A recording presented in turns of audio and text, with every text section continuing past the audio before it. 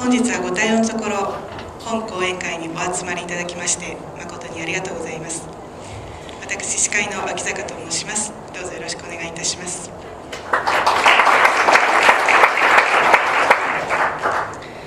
さて、本日は米国アインランド協会エグゼクティブディレクターヤロン・ブルック氏をお迎えしております。ヤロン・ブルック氏は1961年イスラエルに生まれ、1987年にアメリカに移住し、テキサス大学で MBA とファイナンス博士号を取得された後、7年にわたりファイナンスの教授を務められました。そして財務コンサルティング会社の設立・経営に携わった後、2001年に米国アインランド協会のエグゼクティブディレクターに就任。以来、ランド思想のスポークスパーソンとしてご活躍されています。また、この3月には平等は不公平、格差との不毛な戦い、Equal is Unfair の刊行を予定されております。本日は日本ではまだあまり知られていないアインランドの思想と起業家精神についてお話しいただきます。So, Dr. Brook, this is the very first Ayn Rand seminar in Tokyo, and we are very excited to have you here. And Japan, I believe, is an untouched market for Ayn Rand ideas. And so we'd like to learn basic ideas of Ayn Rand first of all, but Roppongi is the center of innovation and business. So today we'd very much like to hear about American spirits of entrepreneurship as it relates to Ayn Rand, and how you and the rest of the world were inspired by it, etc. それでは、ヤロン・ブルックさんにご登壇いただき、お話しいただきます。Thank you. Thank you, everybody. Thanks for coming tonight. It's a real pleasure for me to be here in Tokyo. Thank you, Ayumi, for inviting me and making all this happen. I very much appreciate it. And hopefully the introduction was, I have no idea what you said, so. All bad, okay. So when we think about innovation, when we think about Silicon Valley, when we think about entrepreneurship, a number of names come to mind. Steve Jobs, Bill Gates, Larry Ellison, and many, many others, right? Mark Zuckerberg.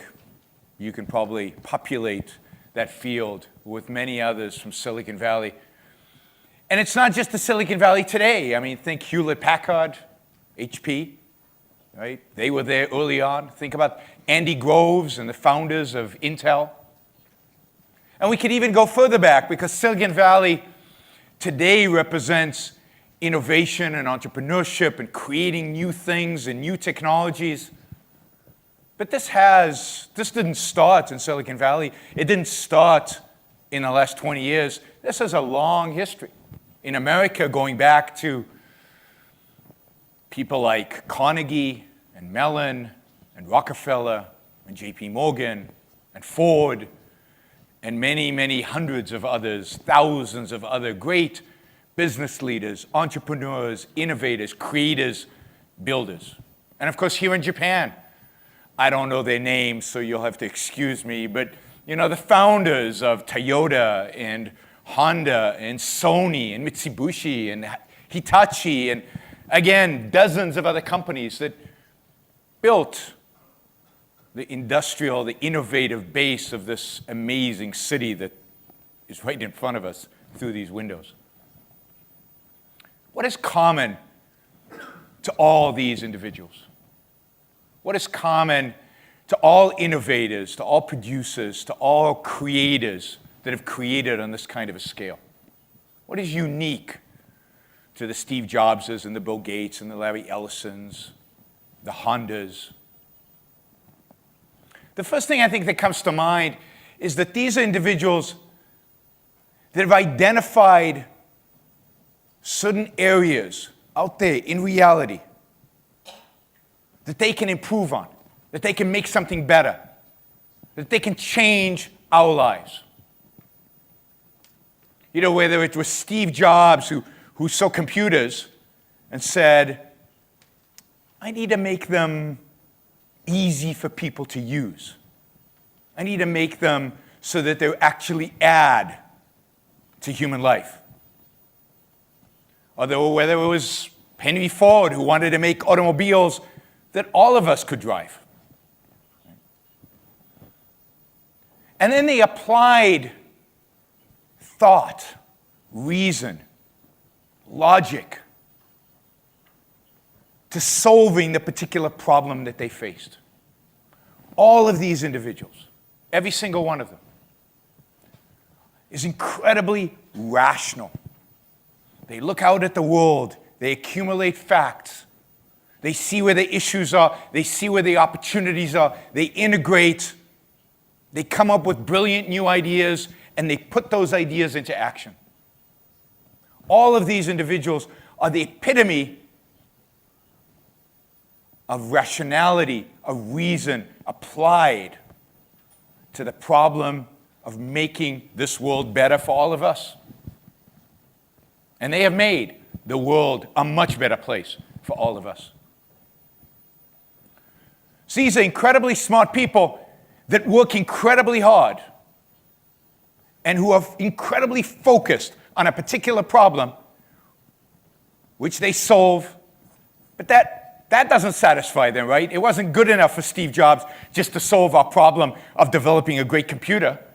He then changed music, right? And then he changed the phone. He changed our lives by applying his reason, his rational faculty to these problems. Observing reality, learning from reality, and then changing reality. So these are men of reason. These are men of the mind. I'm curious, how many of you have read Atlas Shrugged? Okay, not that many. Read Atlas Shrugged. Because Atlas Shrugged is a book about Steve Jobs and Bill Gates. They don't appear in the book, but it's about businessmen like them. It's about innovators, thinkers. Might be in different industries, they might do other things, but the principles that drive them, the desire, the reason, the rationality is the same. So I encourage everybody to read Atlas Shrugged.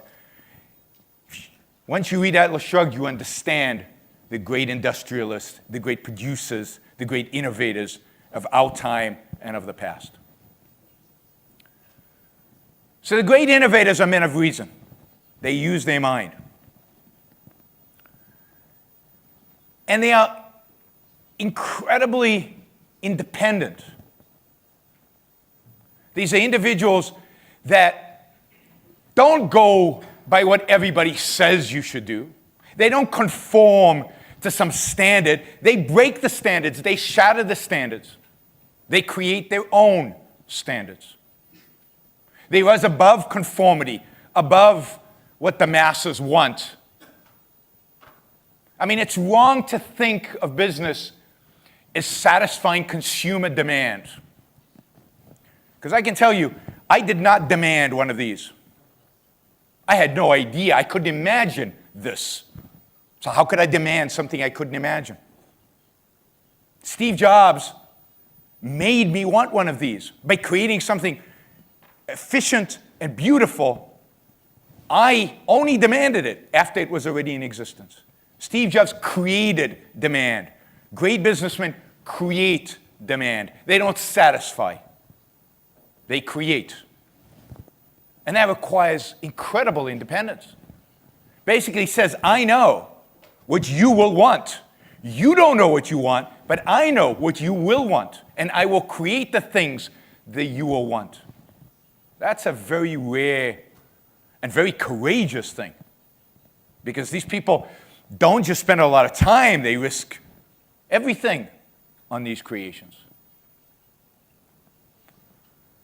So what categorizes innovators, what categorizes the great businessmen, the great industrialists, is an independent mind. They're thinkers, they're independent thinkers. They think for themselves.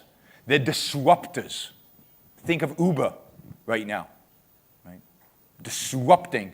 I don't know if they've arrived in Tokyo yet, but everywhere else they've been, they're disrupting the way markets work.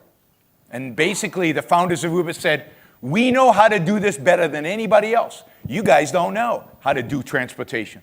We're going to change everything. And they put a lot of money and a lot of time and a lot of effort and a lot of thought. And they changed everything. Transportation will never be the same post-Uber. So they are thinkers. They are independent thinkers. And they are dedicated. All of these guys and gals, the great entrepreneurs, the innovators, the producers, work hard. They've got a clear purpose. They've got a clear goal. They work many hours. They dedicate their lives to their careers. They are the epitome of productiveness. These are giants of production, of making things, of changing the environment. You know, other animals either adapt to their environment or they die. They either adapt to the environment or they die. Human beings, we do what? We adapt the environment to our needs. We don't like living in caves, so we build homes. We use our reason, our thinking, and it probably took some independent entrepreneur to build the first mud hut. They probably burnt him at the stake for doing that, or crucified him. But we change our environment to fit our needs.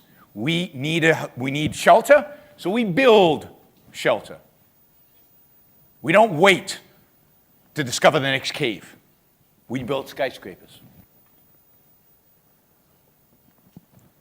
So all these innovators are shapers of the environment. They change their environment to fit our needs. They teach us what life is, what is possible in life by building, by creating, by making. All of them are motivated by this passion. Right? They're motivated by a passion to produce, to make, to create. It's a passion that is about them. They love it. I mean, why does Steve Jobs make this? Why did he do it? Because he cared about me? He doesn't know me? Care about you? Who did he build this for? Real question. Who did he build this for? Himself. Steve Jobs loved making beautiful things. He loved the idea of changing the world. But that was a passion of his. And by the way, he made a lot of money. A lot of money. This thing has profit margins of 50%. Right? And Steve Jobs' widow is one of the richest people in the world. So Steve Jobs made this phone for him because he loved it. So fundamentally, Steve Jobs and all these guys pursue their own passions. They're trying to make their own life meaningful. They're all self-interested. They're doing it for themselves. And by the way, not accidentally, we all benefit from it because we all trade and they change our lives. So these are men of reason, of independence, of productiveness, motivated by their own self-interest, by their own passion to change the world, to change their environment to fit their needs and to fit all of our needs. They've changed the world. If you think about Silicon Valley, you think about the last 20 years, 30 years, life is not the same. Because of the kind of innovation we've seen over the last 30 years, we now have on our phones access to almost all the knowledge created by all of mankind throughout all of history, right there on your phone. Just ask Siri. And she'll tell you anything. I mean, we take it for granted, but this is pretty amazing. It's stunning how amazing it is. And some of us have forgotten what life was like before the iPhone, before the smartphone. It's become such a part of our lives. So the world has been changed, just like in the 19th century, the world was changed by the great industrialists, by the great innovators of that period of time. Before Henry Ford and all the other entrepreneurs in the automobile industry, we got around on horseback. Not very efficient. Took a long time to get from New York to San Francisco. And of course, we got trains in between, and now we have airplanes. Now again, taken for granted, but somebody had to create them, build them, make them, produce them, build them. And today, we use them, and again, take them all for granted. And they have improved our lives. It's unimaginable, right? Only 250 years ago, life expectancy in the West was 39. I dare say most of us would be dead. That's only 250 years ago. In terms of history, that's nothing. That goes by like that.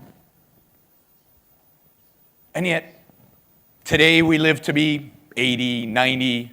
In Japan, you guys live particularly long, right? So those of you young in the audience might live to be 100. And that's no big deal. We have wealth that is literally unimaginable even 50 years ago, never mind 250 years ago.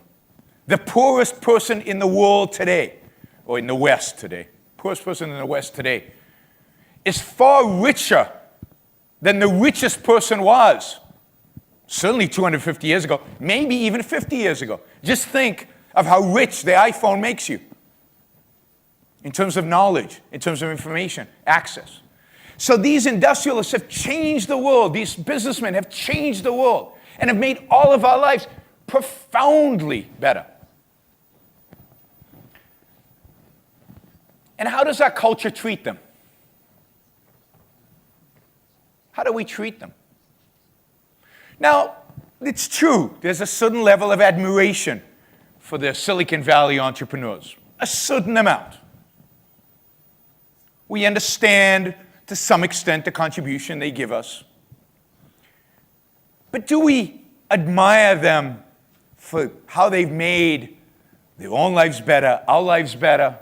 Do we put them up on a pedestal as heroes? A little bit for Steve Jobs, because there was something about his personality that really appealed. But nobody thinks of Bill Gates as a hero. Yeah, you laugh, because nobody does. He's kind of a villain, right? Nobody thinks of Larry Ellison as a hero. Certainly when we think backwards 200 years, we don't think of Carnegie and Mellon and J.P. Morgan and Rockefeller as heroes. Quite the contrary. They're called, in America, we call them robber barons. Robber means thief. We treat them as crooks, as thieves. They changed the world. They changed the world. And yet, we treat them as if they're thieves. We don't respect them. Even today, for somebody like Bill Gates, when he builds Microsoft, he changes life as we know it. Almost everybody on the planet is a little bit better because of what Bill Gates did. And we have some respect for him. But when in America, when the Justice Department went after him to break Microsoft up, a lot of people cheered. They thought that was good. He was never considered a good guy, morally good, hero. When did he become a bit of a good guy? When he started giving his money away, when he started being philanthropic, right? Now he's a good guy. So making the money, building, changing the world, that's okay. Giving the money away, that's nice. That's good. That's virtuous. That's nuts. That's crazy. Right? You can't give it away until you make it. Somehow the giving is good and the making not so good. So as a culture, we don't trust these guys. There's something that we don't like. In spite of the fact that they changed the world, in spite of all the benefits we get, well, they're not heroes. And why is that? Why is that? Because we as a culture, we don't trust self-interest. We think this idea of self-interest is, what? What's that? Self-interest is selfish, which means what? Synonymous with greed, which means what? Evil, bad. It means, in our minds, somebody's self-interested, they're lying and stealing and cheating, and they'll do anything to get their way.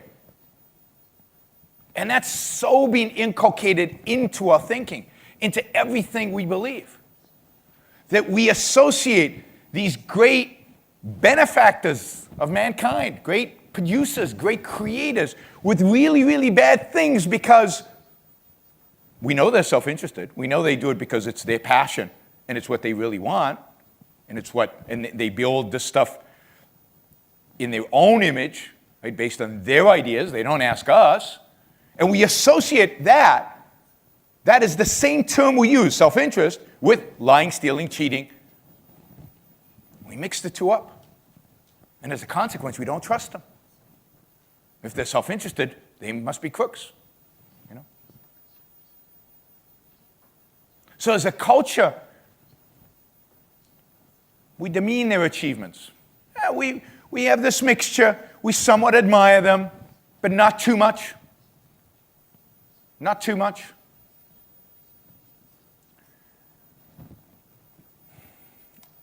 Lately, as part of, I think, trying to knock these guys down a little bit, because people started admiring Silicon Valley quite a bit, there's a new campaign, at least in the United States. I don't know how much it's caught on in Japan. You'll have to tell me. But the big debate in the United States right now, and in Europe, is about inequality. The gap between those great entrepreneurs who've made lots and lots of money and everybody else. And the gap is big. And it doesn't matter to anybody why the gap is big, that is, that these people produced a lot. It's we need to resent them, we're taught. We need to not like them. We need to attack them because the gap is big, for the sake of the gap. And this is just a new way of knocking these guys down, a new way of portraying them as robber barons. Because what's the assumption when we say inequality is bad, they have a lot and we have a little? What's the assumption that people make? Why is that effective? The assumption is that they have a lot because we have a little. That is, the way they got a lot is by taking from us. Now, nobody actually says that, because if they say it, it becomes obvious how silly that is. Because most of these entrepreneurs got rich by selling us things that we want. Otherwise, we wouldn't buy them. But there's an implication. And that implication works to knock them down a notch, to drive them down, to make us not admire and respect them.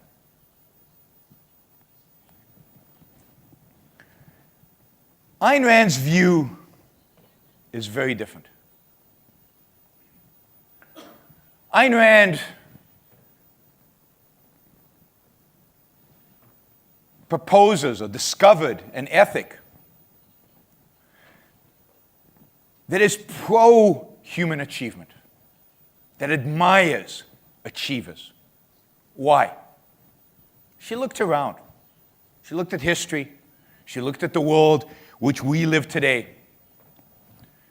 And what she saw is that all of human achievements, all of human progress, all that enhances human life is a product of what?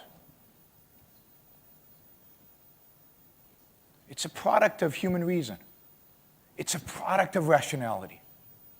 We don't have any other means by which to succeed out there in the world.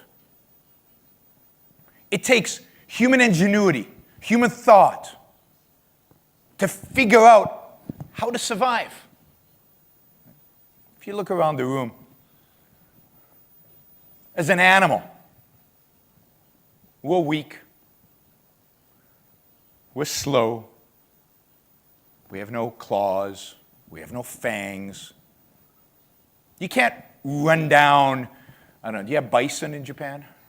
You know what a bison is? A buffalo? No? Okay, that won't work. You can't run down a bear, right, and fight with the bear. The bear's going to chew you up. He's going to destroy you. A saber-toothed tiger. We're just not very equipped for the physical world out there, right? We can't beat the animals we're supposed to eat. Lions have claws and fangs. They're very good at jumping on animals and eating them. We can't do that. So how do we survive? By making tools, by having hunting expeditions, by having a strategy, by building traps, by using our minds, by using our means of survival. What makes us human is our minds. Agriculture. Anybody have the gene for agriculture? You know how to do agriculture? I mean, that's something that had to be learned, right? The idea of a seed dropping to the ground and something coming out of, something growing because it rained.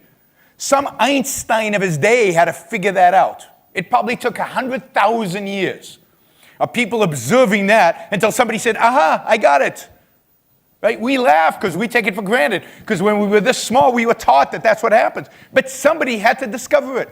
Everything we know as human beings, somebody, some individual, not group, some individual had to discover. And again, the person who discovered it was probably burnt at the stake.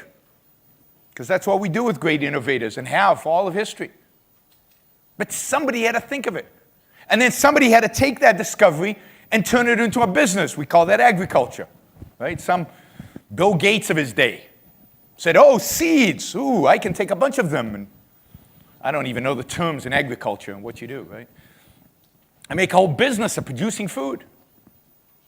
Everything, every discovery, every advancement, every improvement in human life required some individual at some point in time to make a discovery and apply it.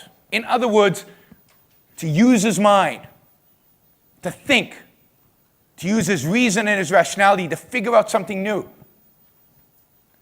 And it required him to be independent, to think differently than everybody else, because what he was discovering and what he was applying and what he was doing was new. Reason, according to Ayn Rand, is the way in which human beings survive. It is our means of survival. We don't survive by instinct. We don't survive by emotion. We survive by using our minds. So if you care about your own life, if you want to live the best life you can live, if you want to be the best that you can be, then you need to use the tool that we have that makes possible life, that makes possible improving life, that makes possible new things, and that is our mind. We have to use reason and rationality. So for Rand, reason is the most important value. Rationality, the using our mind, the activity of thinking, is the most important virtue, the most important activity, the most moral thing one can do is to think. If you want to boil down Ayn Rand's morality into a short idea or ethics, What will determine what is right and what is wrong? What is right is to think, think, think. Figure out how to live, what to live for. And be independent. Because the fact is, there is no such thing as groupthink. Right? Throughout human history, we have been taught that each one of us should live for the group, because the group is what's important, not the individual. But why? Isn't the group just a collection of individuals? And isn't the group's existence dependent on those few individuals who think and discover and innovate and move us forward? Isn't the individual the entity that matters? And doesn't the group indeed depend, the collection of individuals depend on each individual, independent success? And groups don't think. There's no collective consciousness. There's no collective reason. There's no collective senses. The group can't eat for you. The group can't see for you. And the group can't and shouldn't think for you. So independent thought, your independence, you're standing on your own, using your own reason, is an incredibly important virtue for Ayn Rand. And then working. We all need to produce in order to live. We need to hunt, we need to gather, we need to do agriculture, or in the modern world, we need to go to work and get a paycheck so we can buy the food and the stuff that we need. But you need to produce, to create, in order to sustain yourself, in order to survive, in order to live. Certainly if you want to thrive, you need to be able to work. And indeed, much of our self-esteem, you know what self-esteem is? The sense of self-worth, the sense of belonging in the world, the sense that I'm worthy of this life. Where does that come from? Where do we get self-esteem from? That self-confidence, that self-worth. In America, they believe today that if you give everybody a ribbon, that gives them self-esteem. But that's not where self-esteem comes from. Most of us know this. We know that we get that sense when we achieve something, when we set goals and we achieve those goals. And indeed, where is it that we set goals mostly in our lives? Where do we spend most of our waking hours? Doing what? Working. Working to sustain ourselves. Working to advance ourselves. It's work that gives us the self-esteem. It's work where we challenge ourselves. So being productive, taking one's work seriously, is again a huge virtue for Ayn Rand. Rationality, independence, productiveness. These are the essential virtues in Ayn Rand's ethics. Now, who in the modern world and in our history has represented those virtues? Well, we started to talk with them, right? The Steve Jobs, the Bill Gates, the Larry Ellisons. They represent these virtues. The virtues that Ayn Rand has identified as crucial to all human beings for their own success and their own thriving. So whereas the culture demeans these people, only views them as good guys when they give to charity or when they do philanthropy or when they serve others, Ayn Rand venerates them. For Ayn Rand, these are the true heroes. They are virtuous, they are good, they are moral, because they're rational, they're independent, and they're productive. Because they are living their own lives to the fullest. They're making something of themselves. They're pursuing their own life, their own interests, by creating value, by making something, by building something. So if you look at Bill Gates, his philanthropy Nobody's against the philanthropy, but that's not what makes him good. What made him good is that he built something, he created something that didn't exist before. That he used his mind to solve real problems. He created a new world, he changed the world. He applied himself, he made the most of the life that he had. So, if we lived in an Ayn Rand world, if you will, these would be the real heroes. We would name streets after the Bill Gates and the Steve Jobses of the world, not after politicians. These are the people that must be respected and admired. They're the heroes. They're the world changers. They're the good guys.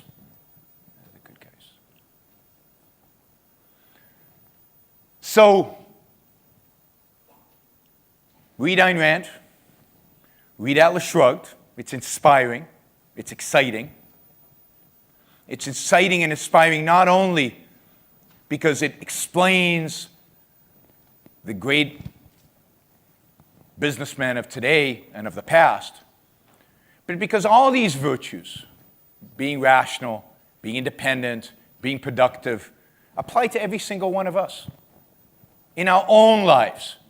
To the extent that we are rational, to the extent that we're willing to think independently, to the extent that we are productive, that we're creating and building in whatever scale we are capable of, at whatever level we can, it makes our life better. It makes our ability to flourish and be successful better.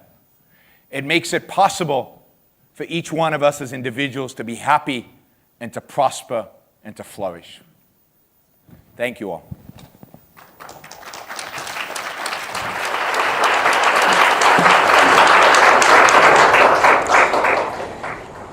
ブルックさん、ありがとうございました。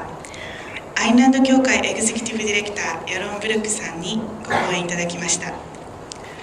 それでは引き続き第2部の討論 Q&A に移りますが、ステージの転換を行いますので少々お待ちください。